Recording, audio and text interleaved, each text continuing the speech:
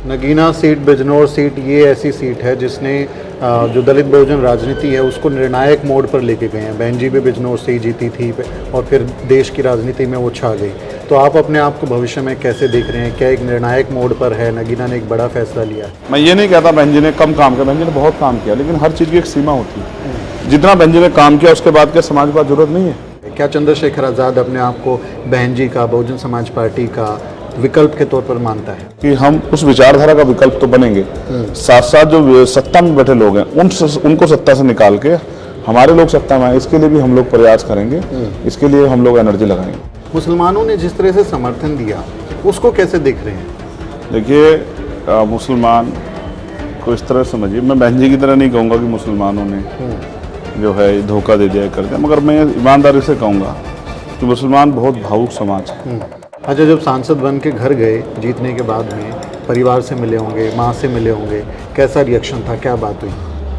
सच ये है कि मेरा समाज ही मेरा परिवार है और मैं माँ से आशीर्वाद लेने गया था, अगले दिन मैं यहाँ था और मैं उनसे 10 मिनट बाद भी नहीं करा क्योंकि घर पे बहुत भीड़ थी। जय भीम, स्वागत है आपका हमारी इस खास पेशकश में। मेरे साथ भीम आर्मी चीफ चंद्रशेखर आज़ाद हैं जो नगीना से नवनिर्वाचित सांसद हैं। नगीना से इन्होंने 1.5 लाख से ज़्यादा वोटों से जीत हासिल की है। चंद्रशेखर आज़ाद, आपको जीत की बहुत सारी बधाई। धन्यवाद। जीत को कैसे देख रहे हैं, किसको श्रेय देंगे जीत का? सबसे पहला स्तर है उसी महामानव को जिसने इस देश में लोकतांत्रिक व्यवस्था में हम वंचितों के लिए अवसर पैदा किया। भारतीय संविधान, डॉक्टर बाबा साहब अम्बेडकर और माननीय काशी राम साहब को धन्यवाद देते हैं। उनके साथ साथ भीम आर्मी आज़ाद समाज पार्टी के एक कार्यकर्ता को जिन्होंने बहुत मेहनत की, नेताओं को जिन्होंने बहुत संघर्ष किया, और फिर नगीना की महान जनता को, अपने कर्मचारी साथियों को, बहुजन मीडिया के साथियों को, सब लोगों का धन्यवाद करता हूँ जिन्होंने मेरे पर विश्वास दिखाया और कहीं ना कहीं प्रत्यक्ष या अप्रत्यक्ष रूप से मेरी मदद की। उन सबका धन्यवाद करो जिनमें आप भी हैं। तो इन्हीं सबके सहयोग से ये संभव हो पाया कि प्राइमरी स्कूल के हेडमास्टर का बेटा वो दिल्ली की संसद में अपने लोगों के, बहुजन समाज के हितों के लिए बोलने के लिए उपलब्ध है, जो लगातार उनके लिए संघर्ष करेगा। सांसद की अभी मैं बात कर रहा था कि आप चुनाव जीत गए तो नेता बन गए। आप कह रहे थे नहीं, नेता चुनाव जीतने के बाद मान रहे हैं। तो ऐसे सांसद हमारे तो 131 आप बता रहे हैं वहाँ संसद में है। तो सिर्फ एक सांसद गया है या नेता गया है जो लीडर बन के हमारी आवाज़ उठाएगा संसद में? अब आप अपने सवाल के जवाब में खुद ही फंस जाओगे। आपने मुझसे कहा था कि भाई अब आप नेता बन गए हो, तो इसका मतलब जो सांसद बने हैं वो सब नेता हैं आपकी नज़र में? वो हमारे लिए कुछ कर ही नहीं रहे ना। तो आप नेता तो सांसद को ही मान रहे हो। आप ही कहे ना कि सांसद बन गए तो अब नेता हो गए, उससे पहले नेता नहीं थे। मैं ये मानता हूँ कि हमारे समाज में ऐसे बहुत सारे महानायक हैं, जैसे ज्योतिबा फूले, वो तो कोई चुनाव लड़े, इसका मतलब वो हमारे नेता नहीं थे। नेता का मतलब होता है नेतृत्व करता, जो समाज को रास्ता दिखाता है। छत्रपति साहू जी महाराज हमारे नेता हैं, बाबा साहब अम्बेडकर हमारे नेता हैं, वो तो चुनाव नहीं जीते फिर भी, इसका मतलब वो नेता नहीं माने जाएंगे। माननीय काशी राम साहब इतने चुनाव हारे, वो भी हमारे नेता हैं। ऐसे ही जो है जननायक कर्पूरी ठाकुर, महामना राम सुवर्मा, बाबू जगदेव प्रसाद कुशवाहा, पेरियारी वी रामासाई नायक, करपेट यादव, ये सब हमारे नायक हैं। संतराम बी प्रजापति, ये सब हमारे नायक हैं। बाबू श्री दयाल चौरसिया, मान्यवर दीना भाना वाल्मीकि, ये सब हमारे नायक हैं, हमारे नेता हैं। तो नेता का मतलब होता है नेतृत्व करता। नेतृत्व करता वो होता है जो समाज को रास्ता दिखाता है। अब तक भी मैंने समाज को रास्ता दिखाया और इस चुनाव में भी मैंने अंदरूनी रूप से समाज को रास्ता दिखाया कि भाजपा को रोकने के लिए हमें क्या कदम उठाना चाहिए, और समाज ने मेरी बात को माना भी। उसका परिणाम ये हुआ कि जो भाजपा अहंकार में थी वो उत्तर प्रदेश में बहुत सीटें हारी, जिनके बारे में कभी उन्होंने सोचा भी नहीं होगा। आपने यूपी में सिर्फ भाजपा को नहीं हराया बल्कि समाजवादी पार्टी इंडिया गठबंधन को भी हराया, बहुजन समाज पार्टी को भी हराया। तो कई दलों को एक साथ पटकनी दी है। तो एक बड़े लीडर के तौर पे, एक बड़े प्रत्याशी के तौर पे आप नगीना में उभरे हैं। इस जीत को कितनी बड़ी मान रहे हैं कि विपक्ष के सारी पार्टी? विपक्ष ने कोई कोर कसर नहीं छोड़ी मुझे हराने के लिए। विपक्ष से बड़े बड़े नेता आए, कई सभाएं की और ये अपील की कि कोई भी वोट बिखराव ना करे, हमें दें, हमें दें, हमें दें, चंद्रशेखर को ना दें। 2 बार रैलियां करी। हाँ, अखिलेश ने की, बहुजन समाज पार्टी के बड़े नेता वहाँ गए और जाके कह के आए कि एक वोट हमारी पार्टी को दे, चंद्रशेखर को ना दे। और भाजपा के भी राष्ट्रीय अध्यक्ष गए, मुख्यमंत्री गए, तमाम लोग गए, लेकिन वहाँ के समाज ने तय कर लिया था कि हमें चंद्रशेखर आज़ाद को ताकत देनी है, क्योंकि चंद्रशेखर आज़ाद वो व्यक्ति है जो ईमानदारी से उनकी लड़ाई को लड़ रहा है, जिसके अंदर छल नहीं है, कपट नहीं, जो कहता है वो करता है, और जो लगातार निरंतर भाजपा की गलत नीतियों का विरोध कर रहा है, समाज के लिए संघर्षशील है, जिसके ऊपर गोली भी चली, जान की परवाह नहीं कर रहा है, जो मुकदमे भी झेल रहा है, जेल भी काट रहा है। तो समाज का प्यार मुझे मिला। 52% के लगभग वोट मिला मुझे वहाँ, 48% विपक्ष को मिला, नोटा सहित। जिसमें भाजपा भी थी, जिसमें समाजवादी थी, ये पूरा ग्रुप मिलकर 48% पे है और मैं 52% पे हूँ। तो इसका मतलब ये है कि नगीना की महान जनता मेरे साथ है और इन्होंने जो प्रयास किए और जो वोट इस बार नहीं मिल पाया, मैं भरोसा दिलाता हूँ, इतनी मेहनत करूँगा कि वो वोट भी इस बार आगे हमारे खाते में। अगली बार हम 70% ज़्यादा मत लेंगे नगीना का, जब हम दोबारा वहाँ चुनाव लड़ने के लिए जाएंगे। इतना काम करेंगे हम नगीना के लिए। मुस्लिम समाज ने आपको भरपूर समर्थन दिया है और मुसलमानों के मसलों पर हमने आपको देखा है, चाहे वो CNRC का मसला हो या बुलडोज़र से जिस तरह से घर गिराया जाए वो मसला हो, हम मुसलमान समाज के साथ खड़े रहे। और बाबा साहब डॉक्टर अम्बेडकर के संविधान की प्रति लेके जो तस्वीरें वायरल हुई, आप देखिए चुनाव में सब लोग संविधान लेके वो दिखा रहे थे कि संविधान खतरे में, लेकिन मुझे लगता है उसकी शुरुआत जिन्होंने की है वो मेरे साथ बैठे हुए हैं कि वो संविधान को दिखाना और आंदोलन का रूप बना देना उसको, वो उसका हुआ। मुसलमानों ने जिस तरह से समर्थन दिया उसको कैसे देख रहे हैं? देखिए मुसलमान को इस तरह समझिए, मैं बहन जी की तरह नहीं कहूँगा कि मुसलमानों ने जो है धोखा दे दिया कर दिया, मगर मैं ईमानदारी से कहूँगा कि मुसलमान बहुत भावुक समाज है। कोई उनके लिए बात ही कर ले, कोई उनकी आवाज़ उठा दी, ये उसी के साथ हो जाता है। ये इस देश में बहुत लंबे समय से राजनीतिक जो है षड्यंत्रों के जो है शिकार होते रहे। इनको डरा डरा के इनसे वोट लिया जा रहा है। पहली बार मैंने उनसे कहा कि डर कर नहीं, डट कर वोट करो। आप उम्मीदों के साथ वोट करो। लोकतंत्र किसी को हराने का काम नहीं है, लोकतंत्र जीतने का अवसर है। अब तक आप हराने के लिए वोट करते हैं कि भाजपा को हराओ, इस बार आप अपने आप को जिताने के लिए वोट करो, क्योंकि जिसको आप वोट दे रहे हो वो आपके हितों के लिए चुनाव से पहले भी लड़ा था, चुनाव के बाद भी लड़े। उन्होंने मेरी बात को समझा। हालांकि विपक्ष कुछ लोगों को गुमराह करने में 1.25 लाख वोट उन्होंने काट लिए। मेरा समाज ने तो बिल्कुल साथ नहीं छोड़ा, जिसके लिए सब लोग कह रहे थे कि ये छोड़ेगा नहीं, ये फलानी पार्टी द्वारा ढिमके, उसने तो बहुजन समाज पार्टी को 1% वोट दिया। 99% वोट मुझे मिला, 1% वोट उनको मिला। और उसी तरह मैंने भाजपा के प्रत्याशी का घर का बूथ था, उस पर भी उसी के मुकाबले उसको अगर 70% वोट मिला तो मुझे 65% वोट मिला। वहाँ भी मैंने उसके घर में भी जाके अपने समाज का वोट जो है उससे ले लिया। तो मुस्लिम समाज ने, जाट समाज ने, प्रजापति, पाल, कश्यप, सैनी, मौर्य, शाक्य, कुशवाहा, बिंद, राजभर, केवट, मल्ला, वाल्मीकि समाज ने, जिसको कहते थे कि ये तो भाजपा का बंधा वोट है तो भाजपा को नहीं छोड़ेगा, वाल्मीकि समाज ने मुझे ठोक कर वोट किया। उसके साथ साथ जो है जाट समाज ने, गुजर समाज ने, मुस्लिम समाज, किसान जातियों ने मुझे ठोक कर वोट किया। ये इस बात का उदाहरण है कि अगर ईमानदार से कोई काम करता है, सबकी लड़ाई लड़ता है, तो संघर्ष कभी जाया नहीं जाता। संघर्ष आपको कभी ना कभी उसका फायदा मिलता है। वो मुझे उसी का फायदा मिला। जिसके पास में वोट मांगने जाता था वो कहता था पहले से मन बनाए बैठे कि आपको वोट देंगे। नगीना सीट, बिजनौर सीट, ये ऐसी सीट है जिसने जो दलित बहुजन राजनीति है उसको निर्णायक मोड़ पर लेके गए हैं। बहन जी भी बिजनौर से ही जीती थी और फिर देश की राजनीति में वो छा गई। तो आप अपने आप को भविष्य में कैसे देख रहे हैं? क्या एक निर्णायक मोड़ पर है? नगीना ने एक बड़ा फैसला लिया है। देखिए, पूरे देश में हमारा संगठन है। हमने राजस्थान बहुत अच्छा प्रदर्शन किया। कई सीटों पर हम दूसरे नंबर में थे, 12, कहीं 11,000, कहीं 7,000, कहीं 5,000 वोट से हम लोग हारे। ये सफलता हमें पहले मिल जानी चाहिए थी। कुछ कमियां थी वो हमने चुनाव में सीखी, उनको हम दूर करेंगे। उससे पहले राजस्थान, मध्य प्रदेश में चुनाव, वहाँ भी हम बहुत अंदर से 10-11 हज़ार से कई सीटें हारे। मेरा ये मानना है समाज तो हमें मदद करने लगा है। अब उसमें जो थोड़ी सी कमी रह रही है, क्योंकि एक समाज से नहीं जीत सकते हैं, तो मुस्लिम समाज, पिछड़े वर्ग के लोगों को किस तरह जोड़ना है, भाईचारा बना किस तरह ताकत बनानी है, उस पर हमें काम करना है। उसकी हम रणनीति बना रहे हैं। एक चिंतन हम लोग, बहुजन चिंतन शिविर हम लोग लगाएंगे। अपने कर्मचारी, अधिकारियों, मीडिया, तमाम सब लोगों से बैठ के वार्ता करेंगे कि वो ये तय कर लें कि वो व्यक्ति के साथ हैं या विचारधारा के साथ। वो महापुरुषों के आंदोलन को मिटाना चाहते हैं या महापुरुषों के आंदोलन को कामयाब करना चाहते हैं। अगर वो व्यक्ति के साथ है तो कोई बात नहीं, अगर वो विचारधारा के साथ है, मिशन के साथ है, महापुरुषों के विचार के साथ है, आंदोलन के साथ है, तो फिर वो चंद्रशेखर आजाद की मदद कराएं। एक मौका चंद्रशेखर आजाद को उत्तर प्रदेश में देखें। उत्तर प्रदेश में भी कितना बड़ा जो है कारनामा करके जो है राजनीतिक कारनामा, राजनीतिक ताकत बना के उनकी हम दिखाएंगे, जिससे कि जो जुल्म जाती हो रही वो भी खत्म होंगे और नए अवसर भी पैदा होंगे। मैं ये नहीं कहता बहन जी ने कम काम किया, बहन जी ने बहुत काम किया, लेकिन हर चीज़ की एक सीमा होती है। जितना बहन जी ने काम किया उसके बाद क्या समाज को जरूरत नहीं है कि आज समाज बुनियादी रूप से मजबूत हो गया, रोटी कपड़े मकान की समस्या खत्म हो गई, रोजगार समस्या खत्म हो गई, क्या उद्योग धंधे सभी जगह पहुँच गए। सच ये है कि समाज अभी बहुत बड़े पैमाने पर हादसे पे है और जिनको प्रधानमंत्री का सस्ता राशन लेते, ये हमारे दलित पिछड़े आदिवासी समाज के लोग हैं।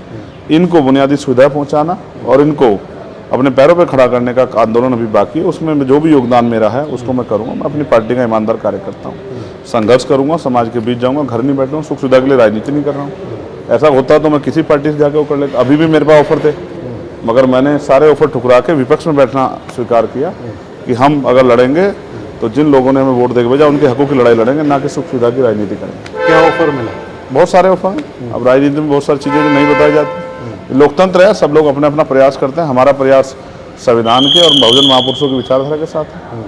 हम अपने प्रयास पर खड़े हैं, वो अपने प्रयास पर खड़े हैं। हम ना पीछे से किसी की मदद लेते हैं ना आगे से लेते हैं, सामने से जो कुछ करते हैं खुलेआम करते हैं। हम जिसके साथ है साथ है, इसके खिलाफ है खिलाफ है। हमारी कथन करने में कोई फर्क नहीं है। ये भी कहा जाता है कि आप सत्ता में रहें तो अपने लोगों का ज़्यादा फायदा कर सकते हैं। तो सत्ता भी एनडीए की बन रही है, नरेंद्र मोदी की बन रही है। अगर मौका मिलेगा शामिल होने का तो होगे या विपक्ष में ही रहना पसंद? अब आप महसूस करो कि बहन जी सत्ता में रही एनडीए के साथ जाके, इसके परिणाम क्या हुए? समाज का ज़्यादा भला हुआ या आंदोलन ही कमज़ोर पड़ गया? मिश्रण बड़ा खतरनाक होता है। तो वैचारिक शत्रुओं से मित्रता अच्छी नहीं होती। ठीक है, उनके नेता तो बार बार ये कहे ना, उनके नेताओं ने जब बयान दिए कि हम, जब उनसे पूछा जाता चुनाव के बीच में कि हम, कि भाई आप इनके साथ जा सकते हो कि हम उनका यूज कर सकते हैं, तो ऐसे समय पर उनके बयान देने समाज में संदेश चला गया कि अगर जीत में जाएंगे तो भाजपा के साथ चले जाएंगे।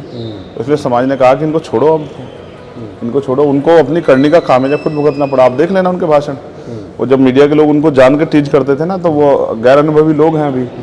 बहन जी ने उनको जिम्मेदारी दे दी, वो फील्ड में आके उनसे पूछा जाता था कि भाई क्या आप एनडीए या इंडिया अलायंस के साथ भविष्य में बाद में जा सकते हैं, पोस्ट पोल अलायंस में?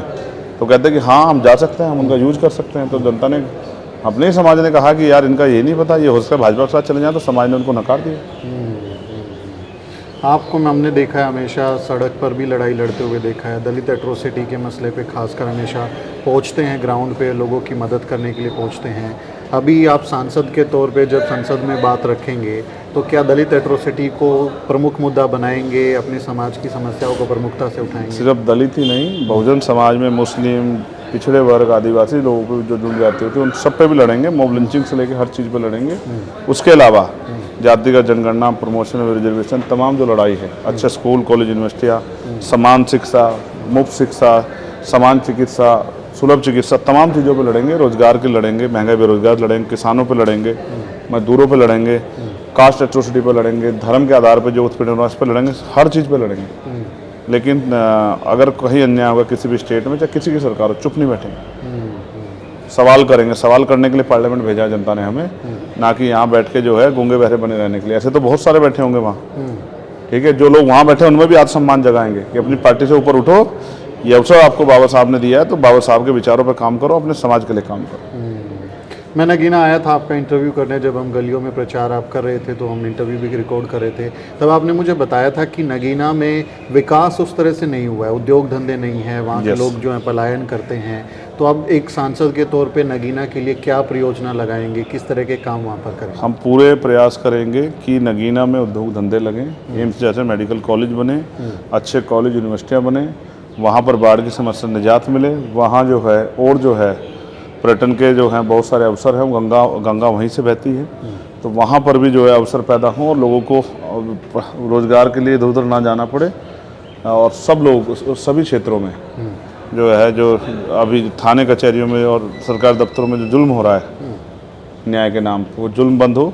और हम मिलकर जो है, जो लोग वहाँ के अधिकारी काम उनसे वार्ता करके प्रयास करेंगे कि यहाँ हम सरकार में जो भी सरकार बनेगी उनके मंत्रियों से, तमाम लोगों से मिलकर अपने क्षेत्र में विकास कराने के लिए कार्य करेंगे। एक सवाल और बहुत ज़रूरी है आज़ाद की, इस समय जो, मैं आपको ये नहीं कहूँगा कि आप सिर्फ एक दलित नेता हैं, आप एक बड़े वर्ग को रिप्रेजेंट करते हैं, लेकिन चूंकि दलित वर्ग से संबंध है तो इस समय दलित राजनीति अपने एक उम्मीद के साथ देख रही है कि दलित राजनीति कहाँ जाएगी, आने वाले 10 साल 20 साल में दलित राजनीति का भविष्य क्या होगा। क्योंकि बहुजन समाज पार्टी का जो चुनावी परफॉर्मेंस है वो काफ़ी नीचे गया है, 0 सीट है, परफॉर्मेंस डाउन हुआ है, वोट शेयर घट गया है।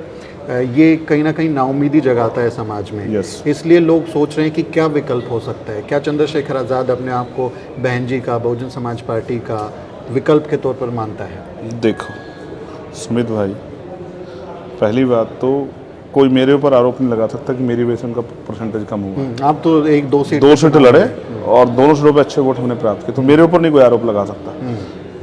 अब वो डाउनफॉल जा रहे हैं तो ये उनकी पॉलिसियाँ हैं, हम अप हो रहे हैं तो ये हमारा संघर्ष है बीमार में आज़ाद समाज पार्टी का, और लोगों की हमसे उम्मीदें हैं। तो मैं उनका नहीं, मैं ये कहूँगा कि हम उस विचारधारा का विकल्प तो बनेंगे, साथ साथ जो सत्ता में बैठे लोग हैं उनको सत्ता से निकाल के हमारे लोग सत्ता में आए, इसके लिए भी हम लोग प्रयास करेंगे, इसके लिए हम लोग एनर्जी लगाएंगे और हमारा प्रयास रहेगा कि आज़ाद समाज पार्टी बड़ी पार्टी बने, उसके जरिए लोगों का भला हो। और इंडिया अलायंस की परफॉर्मेंस को कैसे देख रहे हैं, क्योंकि सारा चुनाव सामाजिक न्याय के मुद्दे पर लड़ा गया, संविधान बचाओ, लोकतंत्र बचाओ, इन्हीं मसलों पर पूरा चुनाव लड़ा गया, तो क्या आने वाली राजनीति समाज के नाम पर ही होगी, दलित बहुजन समाज की आवाज़ को और मजबूती मिलेगी, या ये सिर्फ चुनावी नारे थे? उन्होंने जो नारे दिए वो महापुरुषों के नारे हैं। बहुजन समाज में जो हमारे महापुरुष थे काशीराम साहब, उनके नारों को आज वो बात कर रहे हैं। अब उन्हें कथनी करने में क्या फ़र्क है, ये पार्लियामेंट में सेशन में अब दिख जाएगा। क्या उन पे यहाँ भी बात करेंगे या सिर्फ चुनावी वादे थे या नारे थे, इनका पता भी बहुत जल्द लग जाएगा। अच्छा, जब सांसद बन के घर गए जीतने के बाद में, परिवार से मिले होंगे, माँ से मिले होंगे, कैसा रिएक्शन था, क्या बात हुई? सच ये है कि मेरा समाज ही मेरा परिवार है और मैं माँ से आशीर्वाद लेने गया था, अगले दिन मैं यहाँ था और मैं उनसे 10 मिनट बात भी नहीं करा, क्योंकि घर पे बहुत भीड़ थी। भरोसा करो, मैंने अपने जीवन को महापुरुषों की विचारधारा के नाम, उनके मिशन के नाम समर्पित किया और मैं उस ड्यूटी को पूरी जिम्मेदारी से अदा करूँगा। बाकी मेरी रक्षा महापुरुषों का आशीर्वाद करेगा और हमारी माएँ बहनें जिनका आशीर्वाद मेरे साथ और हमारे साथी, वो अपना काम करेंगे, मैं अपना काम करूँगा। मैं आपको भी धन्यवाद देता हूँ, आपने आके मेरी मदद की, और जो भी बहुजन मीडिया के साथी वहाँ पहुँचे उनका भी सबका धन्यवाद। आपके लिए मंगल। बहुत बहुत शुक्रिया। तो ये थे चंद्रशेखर आज़ाद। इनकी बातचीत पर आपका क्या कहना है, कमेंट करके बताएं। आपसे अपील है कि वीडियो को शेयर करें और चैनल को सब्सक्राइब करना ना भूलें। साथियों, अगर आपको द न्यूज़ वीक का काम पसंद है और आप चाहते हैं कि हम यूं ही अम्बेडकरवादी पत्रकारिता करते रहें, तो हमारी आर्थिक मदद जरूर करें। आप अपनी स्क्रीन पर दिखाई दे रहे इस QR कोड को स्कैन करें और न्यूज़ वीक फाउंडेशन के खाते में अपनी दान की राशि भेजें। QR कोड के अलावा आप UPI के जरिए भी मदद कर सकते हैं। आप हमारी UPI ID newsweek@YesBank पर भी मदद भेज सकते हैं। इसके अलावा आप हमारे अकाउंट में भी मदद भेज सकते हैं। खाते का नाम है News Week Foundation, account number है 02358800000640। IFSC कोड है YesB000235। बैंक का नाम यस बैंक है और ब्रांच है नेहरू पैलेस, दिल्ली। आप डोनेशन के एवज में इनकम टैक्स में भी छूट पा सकते हैं। डोनेशन की रसीद पाने के लिए ट्रांजैक्शन का स्क्रीनशॉट हमें भेजें। टाइप करें डोनेशन स्पेस आपका नाम और हमें 8595794224 पर व्हाट्सएप करें।